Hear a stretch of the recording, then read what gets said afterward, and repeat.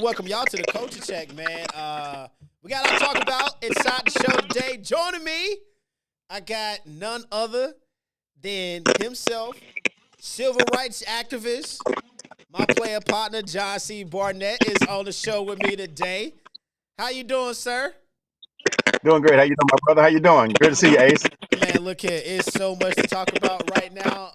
One thing in particular, this Diddy sentence, I think the whole damn world was in shock Friday when we heard that he was getting 50 months. Now, do you think that is enough time, or do you think he should have got more? Because you've represented a lot of big names, and you know how this thing goes. So, from your point of view, a legal point of view, rather, what does this look like to you?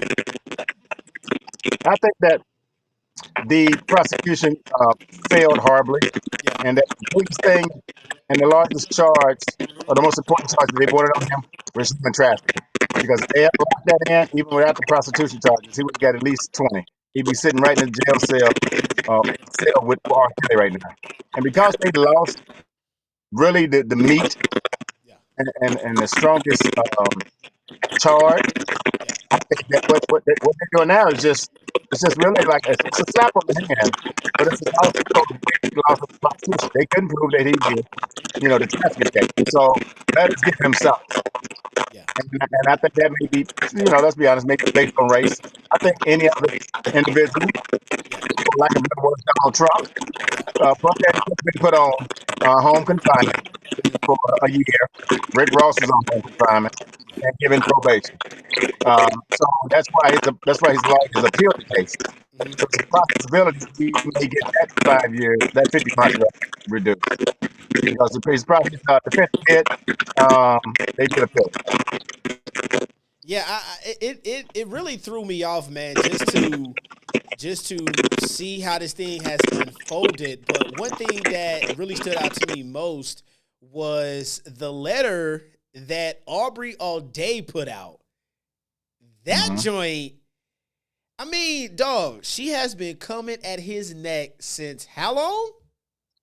Yeah, a long time. Obviously, dog, it's some truth there somewhere. It's some truth there somewhere. You ain't just gonna keep going at somebody's head for this long. Nah, man, nah. Now it came out today that his legal team is requesting that he serve his time at Fort Dix. Now, for those that are watching, we are talking about Diddy's sentence that was handed down to him right after 5 o'clock this past Friday, and the entire world was in uproar, whether it was enough time, whether he should have got time. Now, I'll say this. I think for the amount of crimes that they are saying that he committed, allegedly, the amount of trauma, the amount of, I mean, this is stuff that you have to deal with for the rest of your life. These are the nightmares and the PTSD moments that they have to deal with 10 years from now. Mind you, yeah, I do agree the prosecution failed. But I think what really stood out to me Friday was the fact that you had a booking already lined up? How? Yeah. Unbelievable. Well, I think you also got to take considerations. I mean, some of the punishment that he already received prior to going to jail. Now, let's keep in mind how soon we forget that Cassie received $30 million in a federal lawsuit against Diddy. Quick. So he had to cut that check. Quick. So there's a couple other lawsuits that we don't even know about where he has settled and spent money. And so, yes, he has enough money to pay off for what he considers wrongdoing on his own part. Yeah. But, we got to put those in play as well. Now, Cassie was paid. So the question, I'm not a lawyer, but I would have gave her a gag order. Yeah. A Lauryn Hill album was produced by 3 men who sued her and won. They won millions of dollars. Probably why she had problems with the feds and she went to prison. So my point is that those 3 men got an undisclosed amount of money and nobody know who they are. But they were responsible for making one of the most historic albums of our time, The Miseducation of Lauryn Hill. My point is that the lawyer dropped the ball on Cassie. Why? Because if she got $30 million, you automatically supposed to give her a gag order, Shannon Sharps. Shannon Sharps, accuser, received some money from him, I think 20 million, and she received a gag order.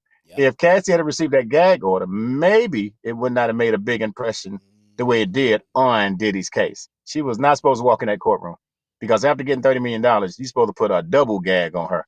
But as you see, she walked in the courtroom and put salt in his wounds. I guess I would say it in that manner. But again, we don't know if O.J. Simpson killed Nicole Simpson, but the whole world knows that O.J. got off, may he rest in peace. So it ain't a matter of what we think, it's the law. Yeah. And guess what? There's 23% of black men in this country in prison falsely accused. That's facts. But there's also some people that missed the mark on that. Some people have committed crimes and they've never been punished. There's criminals walking around right now that have committed crimes, murders, rapes, and probably even bank robberies, but they've not been caught. So you have to allow the law to do what they do. And in this case, the prosecution, they failed. They failed big time. Civil rights activist John C. Barnett, thank you for coming by the show, man. It's always good to get your opinion on the conversations that matter. I wanted to move on. There is another case that is, booming right now. The singer David, he hired the Weinstein, the legal team that was representing Harvey Weinstein. Now, you are aware of that story. We really don't got to give a backstory because it's popping everywhere. When you heard about that case, what was your first thought? Like, what? Because I know the bells are ringing. Yeah, you know what? You got to catch me up on that one because I haven't heard the last part. Give me some updates on David's case. So long story short, David, he's a singer. He was dating a girl. He met her. She was underage. I think he met her on Discord when she was, I want to say, like, had to be no older than 10 or 11 on Discord, and had been talking to her. They developed a relationship. Next thing you know, the girl's missing. She's with David for X amount of time. No one knows the exact amount of time. She winds up dead in the back of his Tesla. Mm-hmm. His truck was abandoned in a parking lot. No one knows for how long. Now a phone call comes out. Somebody called it in. There's so many questions about this story, but I wanted to get your opinion on it because, again, celebrities and DMs, those can go either way. Yes, you're right. And not to throw another one in there, but today Tyrese's house was raided, Yeah, and his grandmother was detained. yeah, So it's like they just picking random. It's Bill Cosby, and after Bill Cosby, it's R. Kelly. After R. Kelly, it's Diddy. It's I'm gonna be honest with you. I think it's challenging for me yeah, because they didn't magnify Harvey Weinstein's case the way they did Diddy's. yeah. Diddy's case was a spectacle. It was a media monster, Mm-hmm. and Harvey Weinstein did not get that same type of exposure. I Yeah. tell people all the time. I don't know if you know, and I know this may be going on another tangent. Mm-mm. Close to Do you think? 250 black people, close to 250 black people were shot by the police in this country last year. Do you know how many white people were shot? Mm. And I'm going there to show you the subliminal messages that the media, Yeah, and me and you work in collaboration with them. You with media, I do marketing. 384. yeah, Now watch this.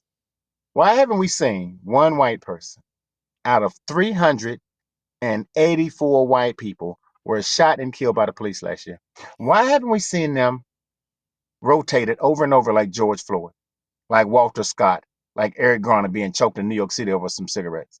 yeah, So I'm going there to show you how David's case is magnifying now. yeah, Tyrese's case is magnifying. yeah, Tyrese's house is not the only one that got raided in Hollywood today. We just don't know about the 90210 staff members that's probably popping pills right now. You know what I'm saying? So in saying that, we have to be mindful of how they try to demasculate yeah, and expose our men and not have an even playing field and not expose them in the same magnitude. Harvey Weinstein was a commercial compared to Diddy's movie that we've been seeing over the last years. And he did a whole lot of worse stuff than Diddy. I mean, you couldn't even get a movie deal unless he was doing something sexually to you. yeah. That needs to be talked about. And so I just want to make sure we're mindful of that. And so with David's case, lawyer up. That's the Diddy got thing. He has the Weinstein's legal team. that's kind of scary to me. That Weinstein lost. that don't alarm you? Like that don't make you think like, okay, out of all the fucking people you could hire to represent you, Yeah, you're gonna yeah, get this yeah, motherfucker's legal team? yeah. But the difference with his legal team is probably they're Jews. And Jews Mm, tend to use different strategies, which means influence. Harvey yeah, Weinstein is a Jew. Howard yeah, Stern is a Jew. Maury yeah, Povich is a Jew. Barbara Walters is a Jew. Why do you think they were on the air so long? Jerry Springer is a Jew. These are Jews. yeah, Jews come from the root word Jewry. Okay, so in saying that, the Jews have a lot of influence. That a lot of things is done behind the scenes. Johnny Cochran has a famous quote: "A good lawyer knows the law, but a great lawyer knows the judge's cell number." Mm. A good lawyer knows the law, but a great lawyer, he can be the worst lawyer in Charlotte with some raggedy shoes, but know the but he damn judge's plays golf number, with and that's how he beat the case he every plays damn golf with the time. judge in Valentine, so he gonna be all right. He gonna be all right. So David, and then look at Diddy. I think David, not Diddy. Diddy was ingenious. You know who he Yeah, got at the last minute? He got Michael Steele. yeah, Michael yeah. Steele At the got Young last Thug minute. off. Diddy, Yeah, Diddy had like 8 to 9 lawyers. So if he hadn't had Michael Steele come in the last minute, I think he probably initiated some steps and some strategies to get Diddy off. I think he yeah. definitely played a major part in that case. Y'all heard it Definitely. here first. Civil rights activist, thug.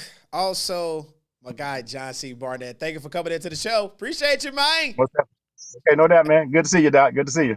Good to see you too, man. Moving on, Ayesha Curry is on her big one right now. Y'all seen what the hell she did over the weekend. My dog, Jaleel J. Wavy. What's up, brother? Hello, hello, hello. Are you there? Are you there? You got to come off mute, brother. There we go. What's up, Chief? Good. What's going on with you? All right, so look, man, Ayesha Curry, I know you seen the whole debacle this past weekend. What What you feeling? What you thinking? Because you got a lot to say about this. I know. I feel like they give Ayesha Curry a bad rap. Yeah. They be too hard on my girl. What?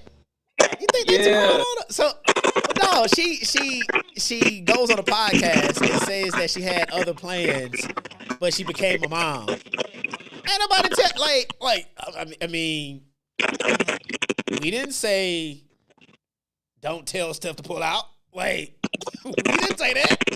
That was her. That was her choice to have not one, not two, but 3 damn kids. But this ain't the first time she went on a tangent. You do know that, right? Yes. This ain't the first time. This is normal Ayesha activity. This is normal Ayesha activity. What'd you say? Yeah, she has comparison Steph Curry. At least in the eyes of the people feel like Ayesha Curry is always embarrassing Steph.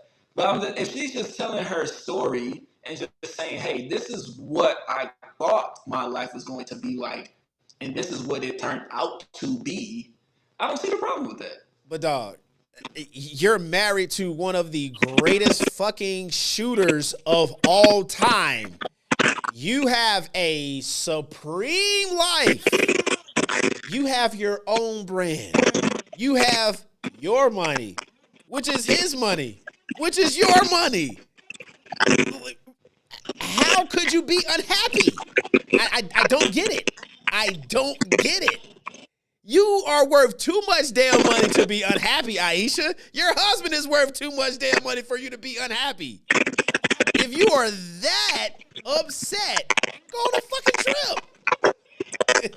Don't you think? Right?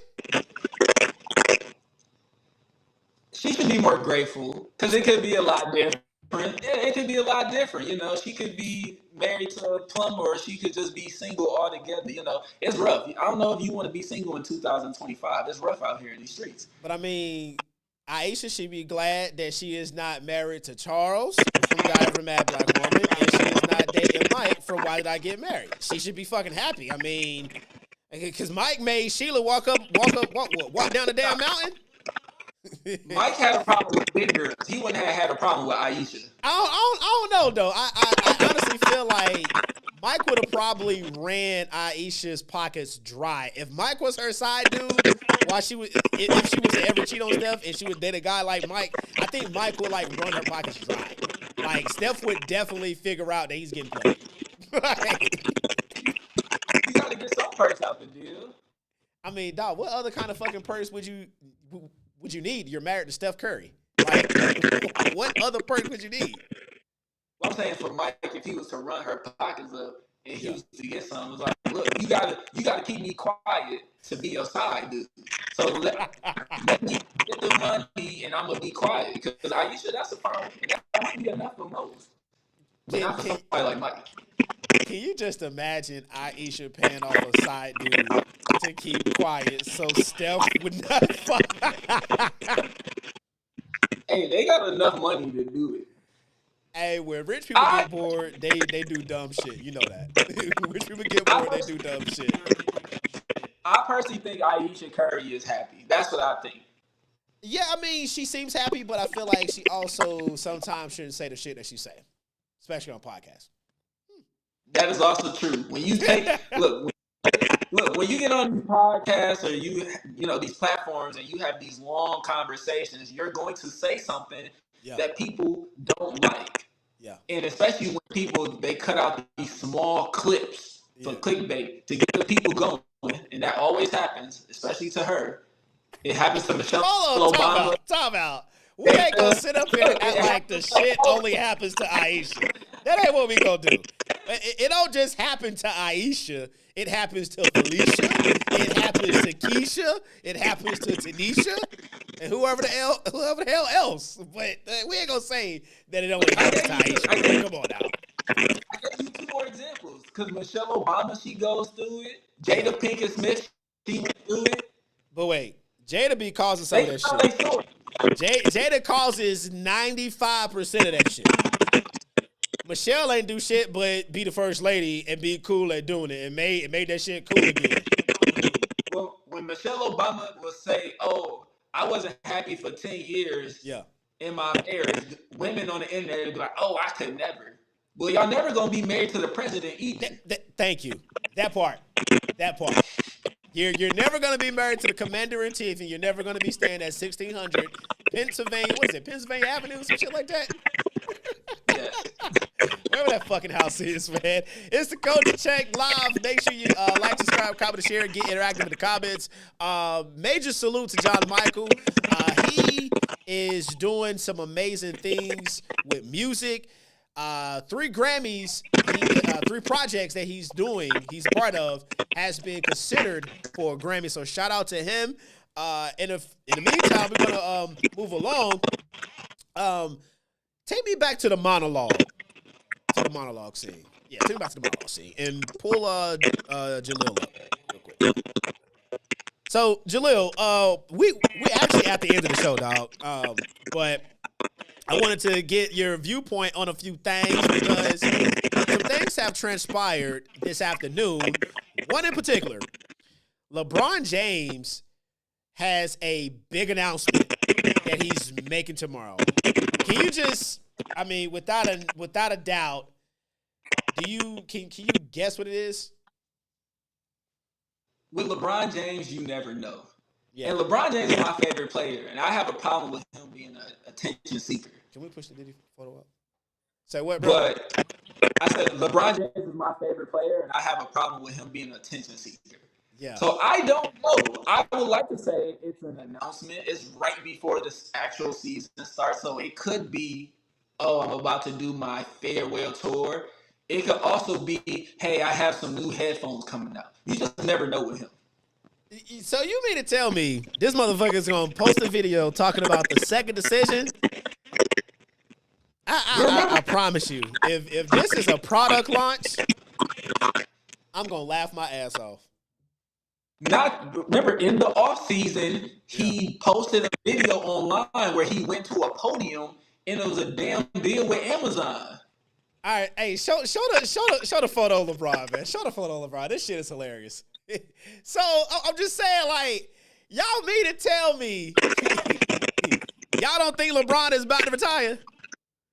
Because again, the Lakers ain't picking up.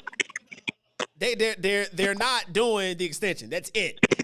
It's either now or never. Now, I don't think LeBron's gonna retire. I think what's gonna happen, LeBron's gonna go play for Golden State, and they're gonna get a championship. And then that's gonna be the end of Steph Curry too, because at that point, I mean, hey, what else is next? Well, this is what I personally want for LeBron. I want him to go to Cleveland, back to Cleveland. He did that already and left.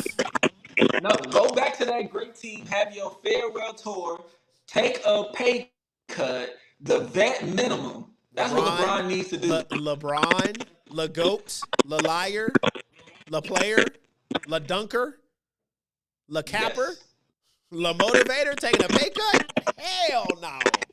I do not see the only way I see LeBron going back to Cleveland, it would literally have to be on his terms. If he cares about winning the ring, I think LeBron want to go where they're going to give him the most money. Yeah, no, I agree. Yeah, very money hungry, which I get it. But if you want to win another ring, you need to go to the best situation possible.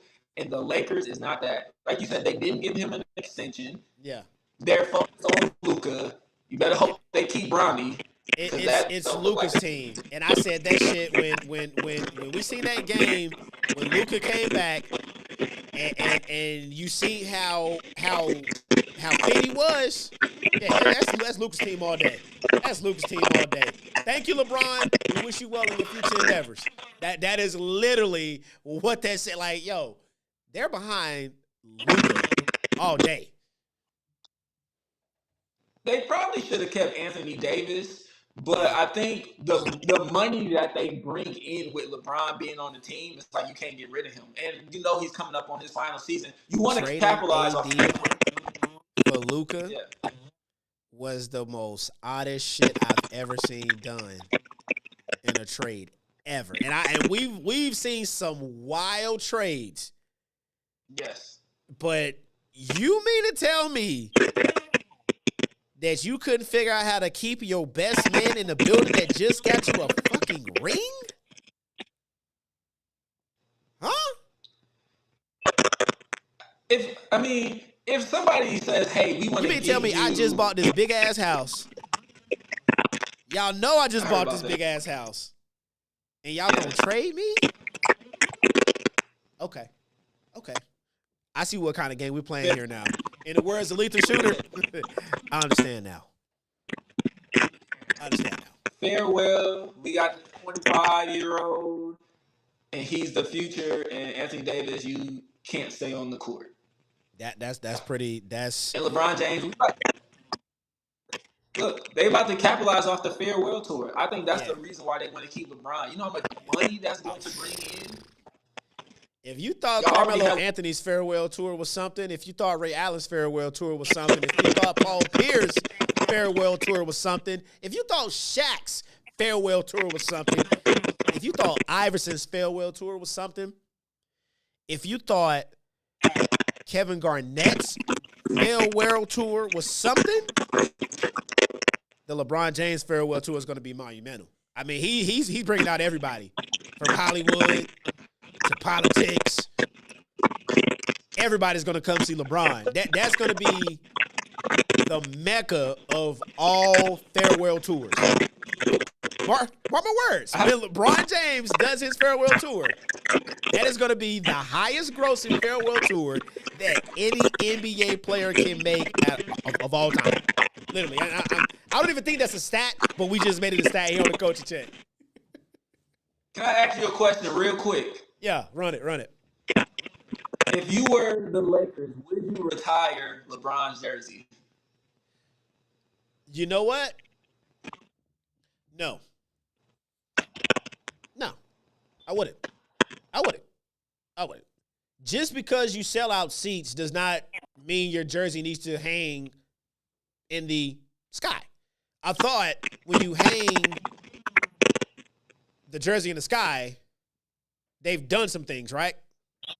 Yes. Now, does the bubble ring count? Yes. Okay, fine.